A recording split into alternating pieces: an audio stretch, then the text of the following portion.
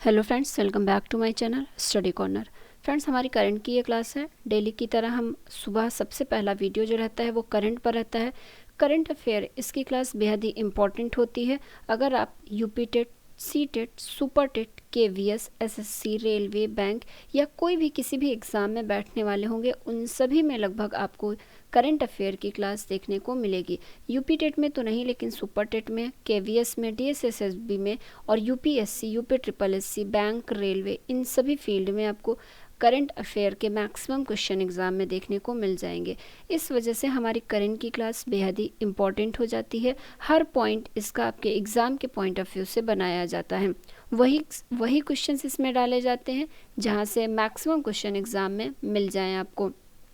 Friends, video बेहद ही important होती है, इसलिए वीडियो में अंत तक बने रहा करिए। और अगर वीडियो पसंद आया करे तो वीडियो को लाइक और शेयर भी कर दिया करिए। अगर आपने चैनल को सब्सक्राइब नहीं किया है तो चैनल को सब्सक्राइब कर लीजिए, बेल आइकॉन के बटन को ऑन कर लीजिए।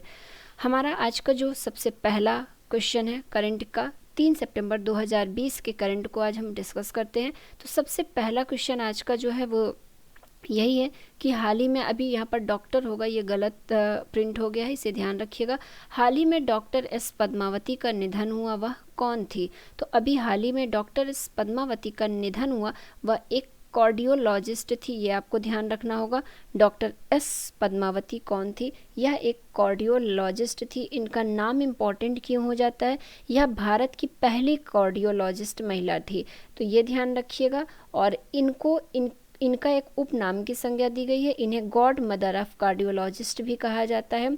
इनका अभी हाल ही में 103 वर्ष की उम्र में निधन हो गया। तो ये नाम बेहद ही इम्पॉर्टेंट हो जाता है। यह भारत की पहली महिला कार्डियोलॉजिस्ट थी। अब अपने नेक्स्ट क्वेश्चन की तरफ चलते हैं। हमारा सेकंड क्वेश्चन है, हाल ही में हिंदुस्तान शिपयार्ड लिमिटेड के नए सीएमडी कौन बने हैं? यहाँ हिंदुस्तान शिपयार्ड के नए सीएमडी की बात की जा रही है। इसका राइट आंसर हो जाएगा हेमंत खत्री, मतलब बी वाला ऑप्शन जो है राइट हो जाएगा।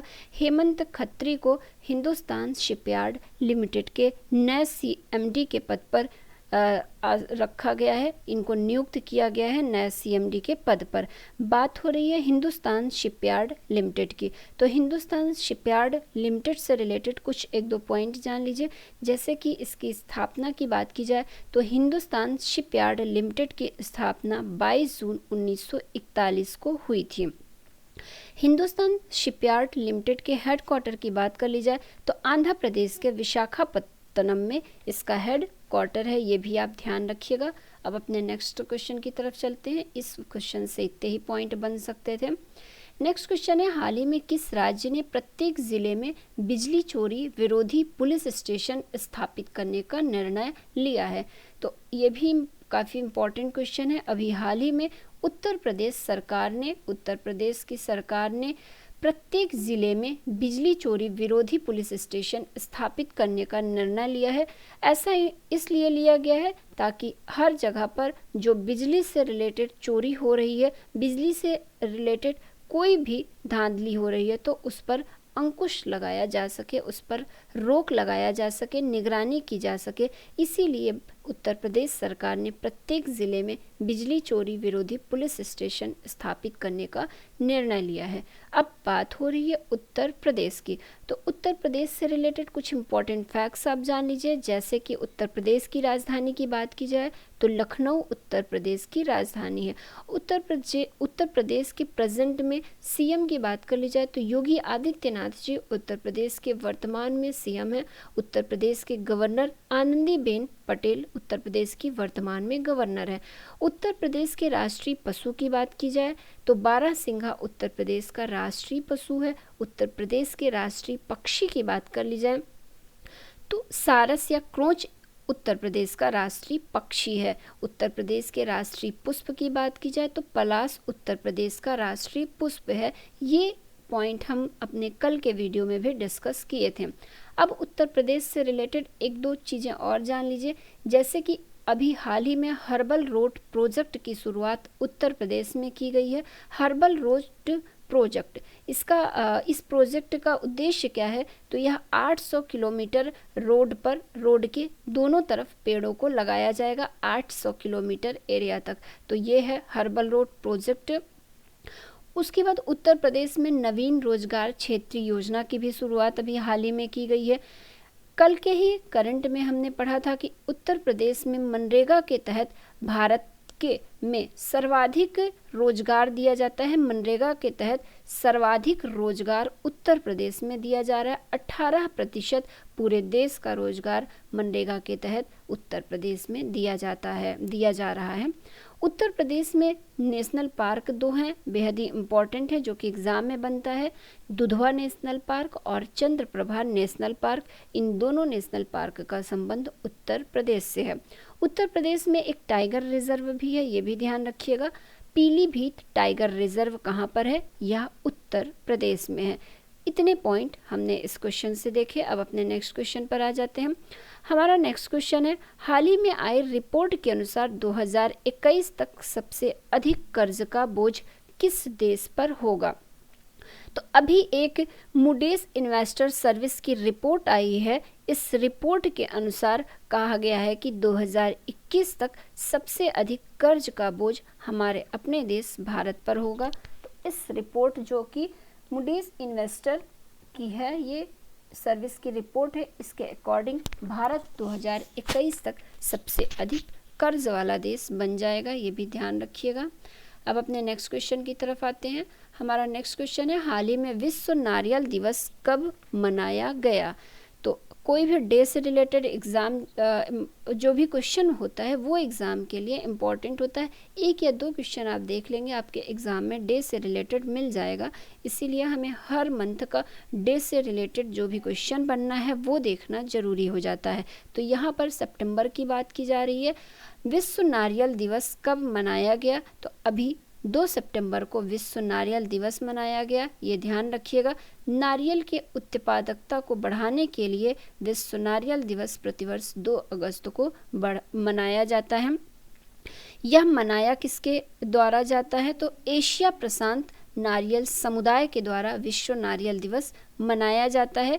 यहीं पर यह भी जान लीजिए कि नारियल के उत्पादन में अग्रणी राज्य हमारे भारत में कौन सा है? तो केरल राज्य में सर्वाधिक नारियल का उत्पादन होता है। नेक्स्ट क्वेश्चन में आ जाइए, हाल ही में किसने पृथ्वी अवलोकन उपग्रह को लॉन्च किया है? हाल ही में पृथ्वी अवलोकन उपग्रह को लॉन्च करने वाला कौन बना है? तो यह स्पेस एक्स इसका राइट आंसर होगा। स्पेस एक्स ने हाल ही में पृथ्वी अवलोकन उपग्रह को लॉन्च किया है। बात हो रही है स्पेस एक्स की। हमने कल या परसों के वीडियो में स्पेस एक्स के बारे में थोड़ा सा डिस्कस किया था। वहाँ मैंने बताया था कि स्पेस एक्स के जो मालिक हैं एलन मस्क, यह दुनिया के तीसरे सबसे धनी व्यक्ति बन गए हैं। यही क्वेश्चन बना था हमारा कि दुनिया के तीसरे सबसे धनी व्यक्ति कौन बन गए हैं? तो वह एलन मस्क, जो कि इसे स्पेस एक्स के मालिक हैं, यह बन गए हैं। ये जो पृथ्वी अवलोकन उपग्रह है, यह अर्जेंटीना का एक सैटेलाइट है, तो ये भी ध्यान रखिएगा। इसको लॉन्च किसने किया है? स्पेस एक्स ने किया है।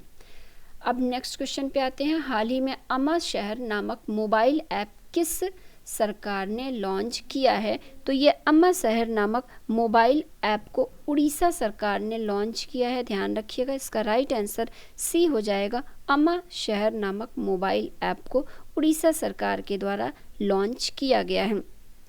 बात हो रही है उड़ीसा की, तो अब उड़ीसा से रिलेटेड भी कुछ इम्पॉर्टेंट पॉइंट और फैक्ट्स जान लेते हैं, जो कि हमारे एग्ज़ाम के पॉइंट ऑफ व्यू से इम्पॉर्टेंट हो जाता है। जैसे कि उड़ीसा में ही यहाँ पर उड़ीसा के हाई कोर्ट की बात की जाए तो उड़ीसा के हाई कोर्ट के मुख्य न्यायाधीश कौन है? मोहम्मद रफ़ीक उड़ीसा हाई कोर्ट के मुख्य न्यायाधीश हैं। उड़ीसा में ही सबसे पहले उड़ीसा के कैपिटल को जान लीजिए। एक सीरियल से चलते हैं तो ज़्यादा सही होगा। उड़ीसा के कैपिटल की बात की जाए तो भुवनेश्वर उड़ीसा की राजधानी है। उड़ीसा के वर्तमान में सीएम की बात कर ली जाए तो नवीन पटनायक उड़ीसा के वर्तमान में सीएम है। नवीन पटनायक को ही अभी पेटा द्वारा एक अवार्ड दिया गया था, हीरो टू एनिमल अवार्ड, तो यह भी ध्यान रखिएगा। Hero to animal award PETA द्वारा नवीन पटनायक को दिया गया, जो कि उड़ीसा के सीएम हैं। उड़ीसा के गवर्नर की बात कर ली जाए तो गणेशी लाल उड़ीसा के वर्तमान में गवर्नर हैं। जब भी उड़ीसा की बात आती है तो एक क्वेश्चन यहाँ से बेहद ही इम्पोर्टेंट बनता है, वह है व्हीलर द्वीप। उड़ीसा में व्हीलर द्वीप स्थित है, जिसका नाम कुछ समय पहले बदलकर एपीजे अब्दुल कलाम द्वीप कर दिया गया है, तो ये भी ध्यान रखिएगा। उड़ीसा में ही चिल्का लेक झील है, जो कि भारत की सबसे बड़ी खारे पानी की झील है। ये सारे जीएस के क्वेश्चन हैं, बनते हैं वहाँ पर, इसलिए यहीं पर आपको मैं वो सारी भी चीज़ें बता दे रही हूँ। तो चिल्का लेक झील कहाँ पर है? यह उड़ीसा में ही है, जो कि भारत की सबसे बड़ी खारे पानी की झील है। उड़ीसा का एक उत्सव बड़ा ही फेमस है, एक फेस्टिवल है वहाँ का, नुआखाई उत्सव। ये ध्यान रखिएगा, नुआखाई उत्सव का संबंध कहाँ से है? तो यह उड़ीसा राज्य से है। अभी कुछ 4-5 दिन पहले या हफ्ते 10 दिन पहले की बात है, एक करंट से रिलेटेड न्यूज आई थी कि उड़ीसा में एक दुर्गम पीले रंग का कछुआ पाया गया था, तो ये भी ध्यान रखिएगा। तो जो पीले रंग का कछुआ था उसका संबंध उड़ीसा से था। उड़ीसा में एक टाइगर रिजर्व है, सतकोसिया टाइगर रिजर्व, इसका संबंध उड़ीसा से है। सिमलीपाल नेशनल पार्क, इसका भी संबंध उड़ीसा से है, ये भी ध्यान रखिएगा। गहिरमठ वाइल्ड लाइफ सेंचुरी और चिल्का लेक तो मैंने बता ही दिया। तो गहिरमठ वाइल्ड लाइफ सेंचुरी का संबंध भी कहाँ से है? उड़ीसा से है। इतने पॉइंट हमें इस क्वेश्चन से मिलते हैं। अब अपने नेक्स्ट क्वेश्चन की तरफ चलते हैं। हमारा नेक्स्ट क्वेश्चन है, हाल ही में राष्ट्रमंडल खेल संघ में किसे फिर से शामिल किया गया है? तो ये आपको बताना होगा कि अभी हाल ही में राष्ट्रमंडल खेल संघ में किसे फिर से शामिल किया गया है। ये इम्पॉर्टेंट क्वेश्चन है आपके एग्ज़ाम के पॉइंट ऑफ व्यू से फ्रेंड्स। तो यहाँ पर इजराइल हो जाएगा। अभी हाल ही में राष्ट्रमंडल संघ में इजराइल को फिर से शामिल कर लिया गया है, तो ध्यान रखिएगा। इसका आंसर क्या हो जाएगा? सॉरी दोस्तों, यहाँ पर इसका आंसर मालदीव हो जाएगा। मालदीव को अभी हाल ही में राष्ट्रमंडल खेल संघ में फिर से शामिल कर लिया गया है। 2018 में क्या हुआ था? जो राष्ट्रमंडल खेल संघ था, 2018 में मालदीव इससे बाहर हो गया था, लेकिन अभी हाल ही में मालदीव इसमें शामिल हो गया है। तो ये चीज़ें आपको ध्यान रखनी होगी। अब अपने नेक्स्ट क्वेश्चन की तरफ चलते हैं। हमारा नेक्स्ट क्वेश्चन है, हाल ही में the big thoughts of little love नामक पुस्तक किसने लिखी है? तो बुक से भी रिलेटेड कोई क्वेश्चन बनता है तो वो इम्पोर्टेंट हो जाता है। यहाँ पर हाल ही में the big thoughts of little love नामक पुस्तक करण जौहर द्वारा यह लिखी गई है। करण जौहर ने इसमें जुड़वा बच्चों के बारे में बताया हुआ है, जुड़वा बच्चों की परवरिश से रिलेटेड चीज़ें इसमें पॉइंट्स लिखे गए हैं। तो the big thoughts of little love नामक जो पुस्तक है, यह जुड़वा बच्चों के जो ट्विंस बच्चे होते हैं उनकी परवरिश से संबंधित पुस्तक है, जो कि करण जौहर द्वारा लिखी गई है। तो ये भी ध्यान रखिएगा कि यह किसके द्वारा लिखी गई है? तो करण जौहर के द्वारा लिखी गई है। करण जौहर की अभी हाल ही में एक ऑटोबायोग्राफी भी आई थी, उसका नाम था एन अनस्यूटेबल बॉय। तो ये भी आप ध्यान रखिएगा। यहाँ पर ऊपर एक चीज़ छूट गया है, फिर से उसको मैं बता देती हूँ। यहाँ पर हमने राष्ट्रमंडल खेल संघ में मालदीव की बात की थी, तो मालदीव के बारे में भी कुछ पॉइंट्स जान लीजिए। जैसे कि मालदीव की कैपिटल की बात की जाए तो माले मालदीव का कैपिटल है। मालदीव की करेंसी की बात की जाए तो मालदीवियन रुपया जो है वह मालदीव की करेंसी है। मालदीव की प्रेजेंट टाइम में प्रेसिडेंट की बात कर ली जाए तो इब्राहिम मोहम्मद सोले मालदीव के प्रेजेंट टाइम में प्रेसिडेंट है। और यहीं से एक इम्पॉर्टेंट क्वेश्चन बन जाता है कि भारत और मालदीव के बीच कितने डिग्री का चैनल बनता है? भारत और मालदीव के बीच 8 डिग्री का चैनल बनता है। तो ये कुछ इम्पॉर्टेंट पॉइंट थे जो आपकी को जानना जरूरी था। अब नेक्स्ट क्वेश्चन है, हाल ही में प्रेस ट्रस्ट ऑफ इंडिया के नए अध्यक्ष कौन बने हैं? तो ये अब आपको बताना होगा, इसका राइट आंसर क्या होगा। हाल ही में प्रेस ट्रस्ट ऑफ इंडिया के नए अध्यक्ष कौन बने हैं? तो इसका राइट आंसर ए हो जाएगा। अवीक सरकार को प्रेस ट्रस्ट ऑफ इंडिया का नया अध्यक्ष बनाया गया है। किसे? अवीक सरकार को बनाया गया है पीटीआई का नया अध्यक्ष। इनसे पहले की बात कर ली जाए तो अवीक सरकार से पहले पीटीआई के जो अध्यक्ष थे वह विजय कुमार चोपड़ा थे। ये ध्यान रखिएगा। अब अपने नेक्स्ट क्वेश्चन की तरफ चलते हैं।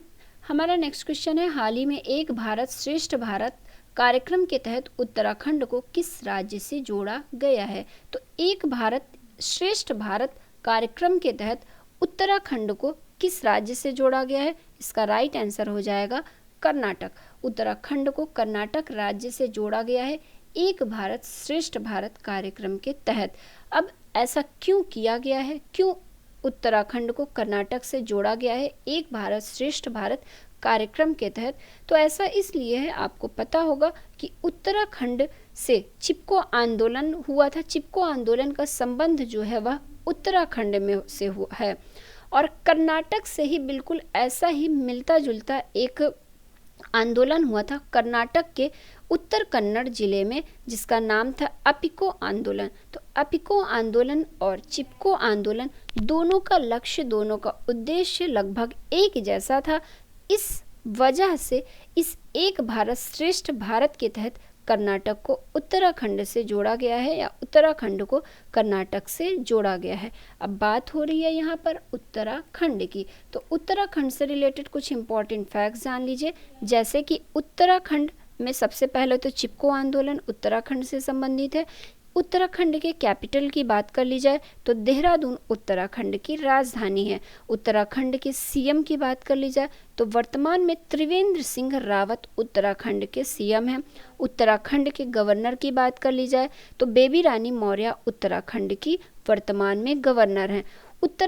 उत्तराखंड से संबंधित एक त्यौहार मनाया जाता है, फूलदेई त्यौहार। यह भी काफ़ी फेमस फेस्टिवल है उत्तराखंड का, तो ये भी ध्यान रखिएगा।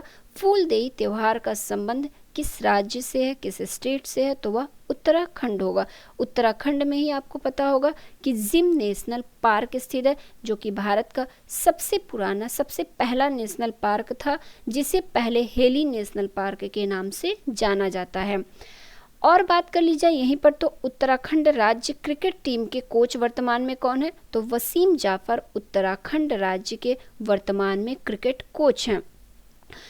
उत्तराखंड राज्य से ही संबंधित है वेस्ट टू एनर्जी पहल। तो वेस्ट टू एनर्जी पहल की शुरुआत कहाँ से हुई है? यह उत्तराखंड राज्य से हुई है। और उत्तराखंड राज्य में अभी हाल ही में गोल्डन बर्ड विंग नामक सबसे बड़ी तितली खोजी गई है। तो ये इतनी पॉइंट हमें उत्तराखंड से रिलेटेड मिले हैं फ्रेंड्स।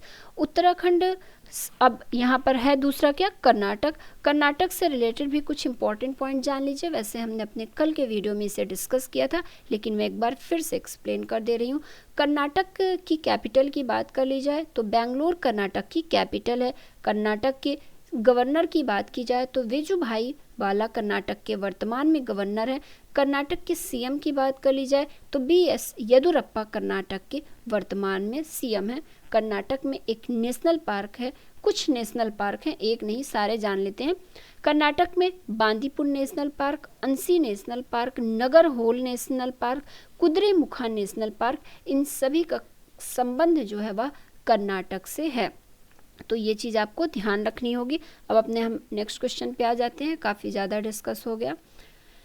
नेक्स्ट क्वेश्चन है हमारा, हाल ही में रक्षा मंत्री राजनाथ सिंह किस देश की 3 दिवसीय आधिकारिक यात्रा पर गए हैं? तो अभी हाल ही में हमारे रक्षा मंत्री जो वर्तमान में है राजनाथ सिंह, यह रूस देश की 3 दिवसीय आधिकारिक यात्रा पर गए हैं। इसका राइट आंसर 3 हो जाएगा। रूस देश में क्या है? संघाई कोऑपरेशन ऑर्गेनाइजेशन के तहत रक्षा मंत्रियों की बैठक होनी थी।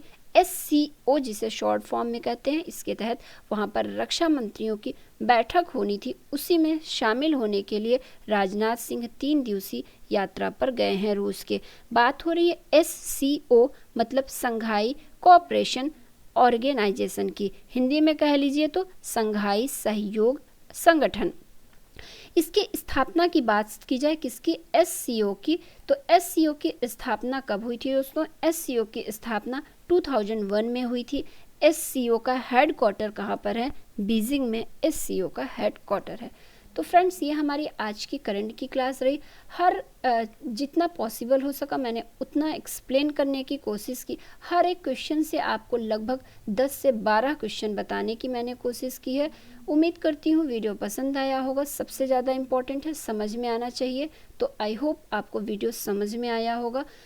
कोई भी अगर आपको किसी भी पॉइंट में कन्फ्यूज़न रहा करे तो कमेंट के माध्यम से हमें ज़रूर बताया करिए। अपने नेक्स्ट वीडियो में मैं उसको एक्सप्लेन करने की कोशिश करूँगी। और अगर वीडियो आपको पसंद आती हो तो वीडियो को लाइक शेयर कर दिया करिए, और अगर चैनल को सब्सक्राइब नहीं किए हैं तो चैनल को सब्सक्राइब कर लीजिए, बेल आइकॉन के बटन को ऑन कर लीजिए ताकि कोई भी वीडियो अपलोड हो तो वो आप तक पहुंच जाए। अपने नेक्स्ट वीडियो में हम फिर से मिलते हैं दोस्तों, तब तक के लिए धन्यवाद।